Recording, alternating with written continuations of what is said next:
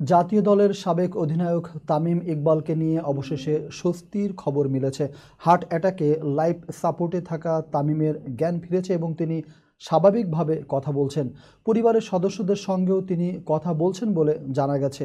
সোমবার বিকেএসপিতে ঢাকা প্রিমিয়ার লিগের ম্যাচ চলাকালীন হঠাৎ বুকে তীব্র ব্যথা অনুভব করেন তামিম। মোহামেডান স্পোর্টিং ক্লাবের অধিনায়ক হিসেবে শাইনপুকুর ক্রিকেট ক্লাবের বিপক্ষে টস করছিলেন তিনি। অসুস্থ হয়ে পড়লে তাকে বিকেএসপির কাছাকাছি ফজিলাতুন্নেসা হাসপাতাল ও নার্সিং কলেজে ভর্তি করা হয়। চিকিৎসকরা দ্রুত এনজিওগ্রাম করে হার্টে ব্লক শনাক্ত করেন এবং সফলভাবে রিং পরানো হয়।